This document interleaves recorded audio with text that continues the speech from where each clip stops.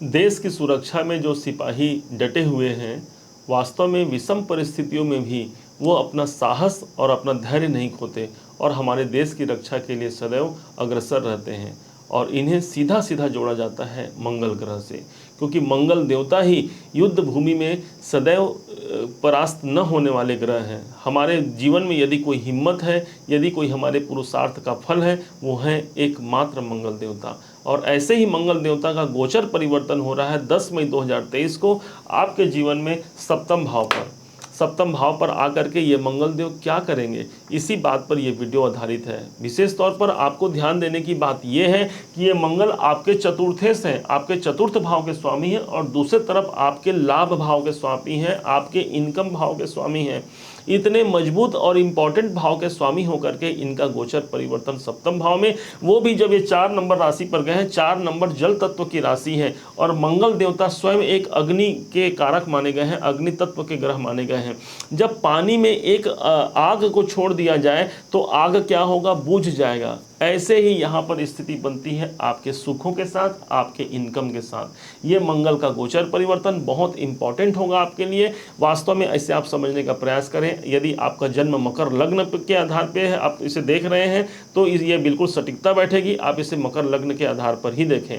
यदि आपको आपका लग्न ज्ञात नहीं है, तब तो इसे आप मकर राशि के अनुसार देख ही सकते हैं। आइए प्रारंभ करते हैं। यहाँ आपके जीवन में आपके चतुर्थ भाव के स्वामी मंगल देवता होते हैं। मतलब आपके जीवन में आपके साहस, पराक्रम, आपके सुखों की वृद्धि, इन सब भाव के स्वामी मंगल देव हैं। प्रॉपर्टी, भूमि, भवन, वाहन इत्यादि, ये सब सुखों के जितने भी आपके लाइफ में जो आपने सुख भोगा है, इन सब के एकमात्र दायित्व रखने वाले ग्रह हो गए हैं मंगल, क्योंकि यही आपके चतुर्थेश हैं।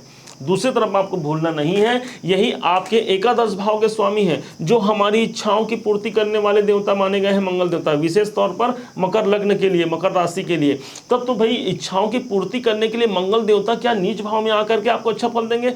यहाँ पर थोड़ी सी प्रश्न चिन्ह उठ जाती है कि कोई ग्रह, ज्योतिष का सिद्धांत क्या है, पहले आप ये समझ लेंगे कि कोई ग्रह जब नीच राशि का हो जाता है तब वह अपने शुभ प्रभाव को देने में असमर्थ हो जाता है। मतलब वो ग्रह अशुभ हो जाता है। और इस अशुभता को लेकर के आपके सप्तम भाव में, सप्तम भाव तो स्वयं भाई आपके बिजनेस का है, आपके व्यापार का है, तो बिजनेस में यहाँ पर ये किसी न किसी प्रकार से यहाँ पर प्रॉब्लम क्रिएट करेंगे, कोई हानि या परेशानी की संभावना बन सकती है। इसी मंगल की चतुर्थ दृष्टि, 1 2 3 4 चतुर्थ दृष्टि आपके दसम भाव पर होने के कारण कैरियर में बाधाओं का सामना भी करना पड़ सकता है। अब यही नहीं, यही एकादश भाव के स्वामी भी हैं, तो लाभ भाव, जितना इनकम हमें होना चाहिए उसके इनकम में हमें कुछ रुकावट देखने को मिलेगी। आपको डरना नहीं है, अभी आपको उपाय बताएंगे और कब ये प्रभावी रहेगा ये आप समझ पाएंगे। सबसे बड़ी बात तो ये है, आप पहले इसे समझ लीजिए। यही मंगल उच्च दृष्टि से आपके लग्न पर पड़ेगा, तो ये मंगल 10 नंबर जो यहाँ पर लिखा है मकर राशि पर ही लग्न का उच्च का हो जाता है मंगल। तो इस स्थिति में सबसे ज्यादा साहस और पराक्रम, हिम्मत, शौर्य, शक्ति, वो सब आपके अंदर रहेगा। और माना जाता है जब किसी के पर्सनालिटी में, किसी के व्यक्तित्व में, किसी के जीवन में यदि मंगल समाहित हो जाए तो उसके सामने कोई भी नहीं टिक सकता। एक योद्धा के सामने कोई टिक नहीं पाएगा। वही स्थिति मकर लगन के साथ होने वाली है। एक सिपाही के सामने कौन बड़ा टिक पाएगा? अब आपको समझना है कि इसके अच्छे परिणाम और बुरे परिणाम तो आपको अधिकतर देखने को मिल रहे हैं, लेकिन ज़्यादातर इसके बुरे परिणाम देखने और सुनने को आपको मिला होगा। बहुत से ज्योतिष भाई बहन भी इसे, हमारे इस कार्यक्रम को देखते हैं। मुझे उनका आपके मैसेज और कमेंट के द्वारा इस बात की जानकारी होती है। मुझे इस बात की बड़ी खुशी मिलती है कि हम किसी दूसरों को भी लाभान्वित कर पा रहे हैं। और इसी श्रृंखला में आज हम एक बहुत इंपॉर्टेंट टॉपिक को लेकर आए हैं, मंगल के परिवर्तन को और इस ग्रहों की डिग्री वाइज कैपेबिलिटी को, जिसको समझकर आप जान पाएंगे, स्वयं आप निर्णय ले पाएंगे। हम तो ये चाहते हैं कि आप जो दर्शक हैं, आप स्वयं अपने ग्रहों के विषय में स्वयं जान जाएं और जान करके अपने जीवन में कैसे उसे प्रभावी करना है उसे आप समझ पाए। तो समझते हैं ग्रहों की कैपेबिलिटी को। ध्यान दीजिएगा, 10 मई 2023 को यही मंगल आपके पहुंच जाएंगे सप्तम भाव पर। सप्तम भाव पर एक ग्रह जो होता है वो 30 डिग्री का होता है। इसे पार करने में इसे कब तक समय लगेगा? 1 जुलाई 2023 तक ये यहीं पर रहेंगे। लगभग 50 दिनों का ये समय होगा। अब इस दरमियान 10 मई का वो समय होगा जब 10 मई से 21 मई का वो समय होगा जब मंगल 0 से 6 डिग्री में होंगे। मतलब कोई ग्रह जब सम राशि में हो और 0 से 6 डिग्री में होता है तो वो उस अवस्था को उसका क्या बोला जाता है? मृत अवस्था। मतलब मंगल यहाँ पर होंगे परंतु मृत अवस्था मृतावस्था में होंगे, मरे हुए के समान होंगे। एक मृत व्यक्ति यदि आपके व्यापार भाव में आएगा तो क्या नेगेटिव रिजल्ट डाल सकता है, आप स्वतः विचार करेंगे। तो इसलिए इस भ्रम से, इस भ्रांति से आपको बचना है कि मंगल यहाँ पर आए हैं, आपका बहुत ज़्यादा आपका नुकसान करेंगे। कुछ नहीं करेंगे, और कब करेंगे अभी आप जान पाएंगे।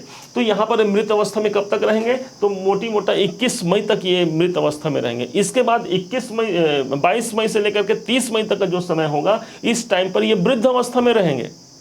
वृद्ध अवस्था मतलब इसका यहाँ पर भी फल नगण्य हो जाएगा, कम ही रहेगा। तो यहाँ मंगल कोई विशेष नेगेटिव इफेक्ट आपका 30 मई तक नहीं दे पाएंगे।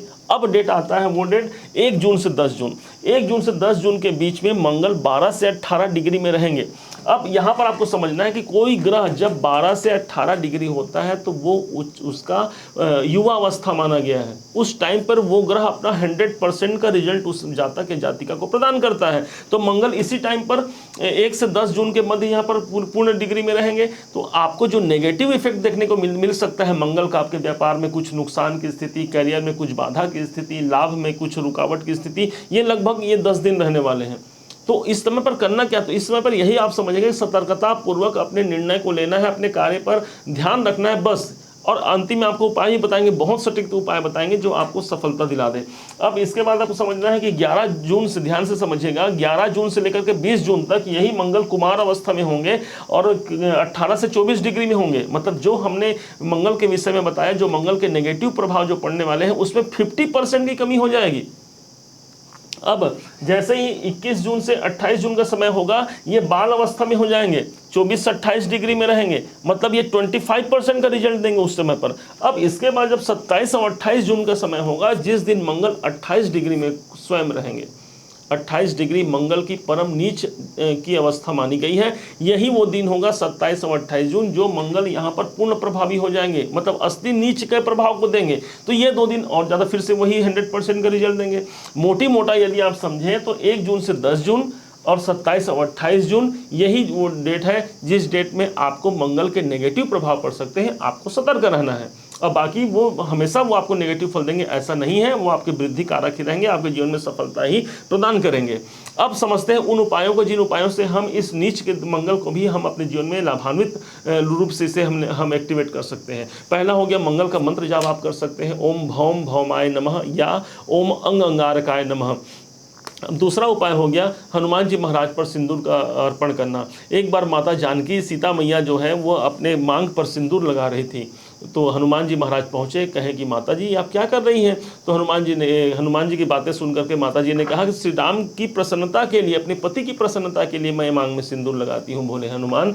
तब तो हनुमान जी महाराज भोले भाले हैं और दौड़ के चले गए, अपने पूरे शरीर पर ही सिंदूर का लेपन कर लिया और दौड़ करके हनुमान जी के सीता माता जी के पास पहुँचे। सीता माता जी ने देखा और मुस्कुराया और हंसने लगी और कहने लगी कि अरे भोले हनुमान, ये तूने क्या किया। और चलो अब कर ही लिया तो आज से मैं तुम्हें तुम्हारे भोले कारण, तुम्हारा भोला सा मन है, उसी मन को देख करके, तुम्हारे भोलेपन को देख के मैं तुम्हें वरदान देती हूँ, सदा रहो रघुपति के दासा, अस बर दिन जानकी माता। तो सदा तुम भगवान श्री राम के अनन्य भक्त रहोगे, लोग तुम्हारी पूजा करेंगे। और जो कोई भी, जैसे तुमने अपने सिंदूर अपने शरीर पर लगाया है श्री राम की प्रसन्नता के लिए, ऐसे ही जब लोग तुम पर सिंदूर लगा चढ़ाएंगे तो उनको तुम्हारी कृपा मिलेगी और श्री राम की भी कृपा मिलेगी। मंगल का तत्व माना गया है सिंदूर को, क्योंकि लाल रंग का होता है, इसलिए जब हनुमान जी पर सिंदूर चढ़ाया जाता है तो मानो कि हमने मंगल को प्रसन्न कर लिया है, मंगल के प्रभाव को दूर कर लिया है। और जब इसी के साथ हमने घी मिला लिया तो इन दोनों को मिला करके, घी क्योंकि चंद्रमा है, चंद्रमा के साथ घी को मिश्रण करके जब हमने लगाया तो आप यकीन मानिए कि यहाँ पर आपने चंद्रमा मंगल दोनों को यहाँ पर प्रभावित कर लिया है और हनुमान जी पर सौंप दिया है कि हनुमान जी महाराज अभी आपके चरण में है, मेरे जीवन में कोई दुख समस्या ना आए। दूसरा, मटके में भरा हुआ जल। मटका बनता कि जो घड़ा होता है ये किससे बनता है, ये मिट्टी से बनता है। मटके का कलर कौन सा होता है, लाल रंग का मटका होता है। ये दोनों ही मंगल के तत्व माने गए हैं। अब इसी में जब हम जल डाल दिए, क्योंकि मंगल यहाँ पर 4 नंबर पर जल तत्व राशि में ही बैठे हैं, तो इसलिए जब उसमें जल डाल दिए मानो हमने नीच के मंगल को प्रभावित कर लिया। और इसी का हम जल भी पी सकते हैं और दूसरों को जल हम बांट भी सकते हैं।